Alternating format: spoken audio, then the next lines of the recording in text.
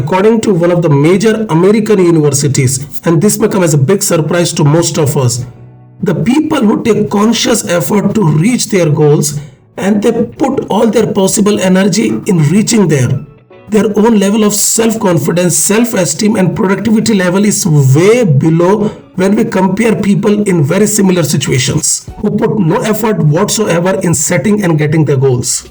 Hello everyone, this is Anand Munshi, motivational speaker and success coach. Why you want to set goals when they are not making you any productive? Goals for long are considered one of the most important technique to take out the productive energy from a person, to channelize their efforts and make them disciplined towards their short-term and long-term goals. But in reality, what we see, there are more and more people filled with guilt and low self-esteem when they are not able to reach their own goals, which they thought are best in their self-interest. When we closely look at these people, we also find these are the same people who really want to come out of their comfort zone, who want to overcome the fear of failures and want to lead a meaningful life. In today's small talk, I want to give you 3 very powerful, proven method, a simple method that anyone can use to channelize their creative energy through a process what we know as the combination of short-term and long-term goals. What we see day in and day out, people they set the goals when they are excited about something, when their emotions are high and they really want to capture the whole world. But what they fail to do it, they cannot take the long-term perspective into consideration and they keep themselves busy doing something that has got no relevance and no importance beyond a period of time. So for our conversation, I divide this talk into 2 parts, short-term goals and long-term goals. And I want to give these 3 simple techniques that anyone can use. Number 1, when you want to set the goals, understand whether it's going to be short-term goal or long-term goals. Now this definition can vary depending your situation, your age and your urgency. But for practical reason, I consider any goals beyond 3 months are long-term goals and any goals less than that are considered as a short-term or very short-term goals. So, for example, when you commit yourself to write 1 blog every day, and this is something that you want to do because that will make you more disciplined, more productive, that will make you read something every day so that you can write. Well enough, you did it for a month and 2, only to realize these are not adding up anywhere because these are achievements in a way. But are you going to get anything out of it? The answer is no. And I tell you why. Because all this effort should be summarized at a place that should lead you for a long-term progression. Everywhere we see the people who have long-term commitment, long-term perspective, they are the one who dominate their industry.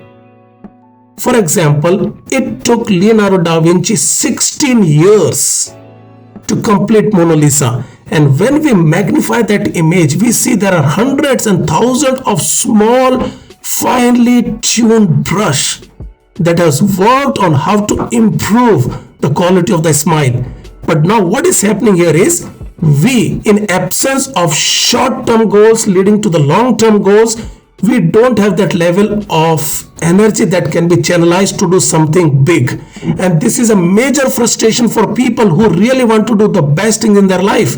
So number 1 suggestion for you is try to bring your short-term goals into the long-term goals. Find a way, find an energy that can do this. That is number 1. Number 2, the people who want to create big things in life, they are also having one thing in common. They find the energy from wherever they want to do it. Most people fail to achieve their goals. It's not because of the quality of talent, not because of the quality of the work, not because of the absence of the opportunity. They just cannot do it because they are not disciplined enough every day, day in, day out. It leads us to a situation where it brings a lot of low self-esteem. We are increasingly under our own guilt because we are not becoming achievers, we are not becoming finishers. So you like it or not, don't wait to get motivated when you want to work on your goals.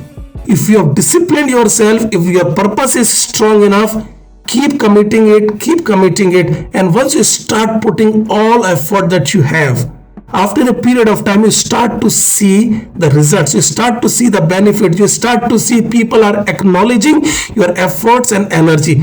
People are increasingly falling short of disciplining themselves when they want to commit something big things in life. The best example that comes to my mind is of Bill Gates. Bill Gates for years and years was wondering how he can improve the quality of his efforts. One fine day he thought, let me close myself from the outside world, and for 6 weeks he closed door and he worked on very important concept which later on become MS-DOS environment system for Windows. This was his breaking the shackle things. So when you want to come out of your small success to big success, the thread that joins is discipline. More and more people cannot discipline themselves for a long-term effort and wait to get that success. So my suggestion for you is, once you are convinced about your long-term perspective, focus how you can discipline. Get away from the distractions. You have to be super committed and start to say no to hundreds of things that comes on your way. Because if you achieve greatness in just one aspect of your life, it will make all your other efforts in different part of your life a big success. So that is my number 2 suggestion, focus and discipline. That is how it's going to happen. Number 3, once Bruce Lee was asked, how many push-ups you do every day? Bruce Lee, after small thought, he said, I cannot do even a single push-up. I count my push-ups only when it starts to hurt. Until date, I have not reached the point where my push-ups are hurting me. I have to come out of my mental and physical limitation to achieve something big. So practice is the name of the game. When you want to come out of your comfort zone and really want to do something that is big and huge, the only thing that is required is the level of practice. It has to be really above the world, that will make you stand out, that will make you perfect in your situations. So once you become more and more inclined, improving your own art, the point will come, you are really dominating your industry, you are really making it work, because goals is something that you have done by setting it. Now you need the constant practice to refine it, and that is the only way you will improve, you will dominate your industry, and you will reach a point where the whole world will start to you as an expert. The whole world will see that you are the one who knows everything about this, and this is the simple change that you have to bring. Once you start following these 3 simple, proven and powerful technique, I'm sure your efforts will be more productive, more acclaimed, and you start to see more and more value of doing it. So with that positive thought, I wish you all the very best. Thank you very much.